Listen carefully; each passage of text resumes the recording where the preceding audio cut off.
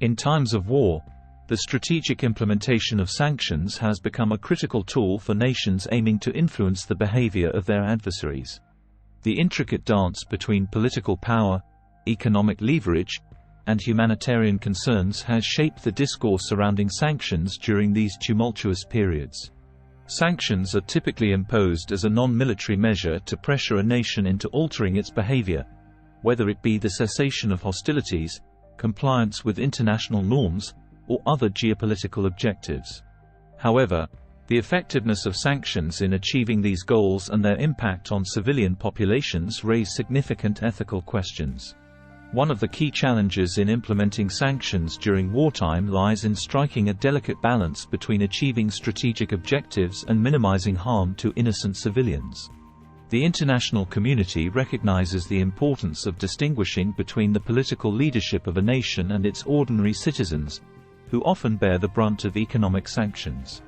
Humanitarian considerations underscore the need for precision in targeting sanctions, avoiding measures that could lead to widespread suffering or violate fundamental human rights.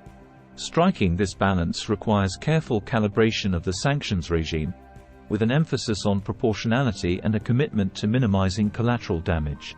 Moreover, the evolving landscape of warfare introduces new complexities to the application of sanctions.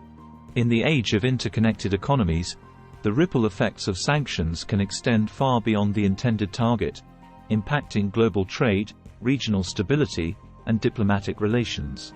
Nations must navigate this intricate web, considering both the immediate objectives and the long-term consequences of their actions. The legal framework governing sanctions during wartime is another crucial aspect. International law provides guidelines to ensure that sanctions are implemented within a just and lawful framework. The United Nations Security Council often plays a central role in authorizing and overseeing sanctions, aiming to maintain a semblance of international consensus and legitimacy. However, the effectiveness of sanctions is not universally agreed upon. Critics argue that, in some cases, sanctions may exacerbate the suffering of civilians without achieving the desired political changes. This debate underscores the need for a nuanced approach, where policymakers carefully weigh the potential benefits against the human cost.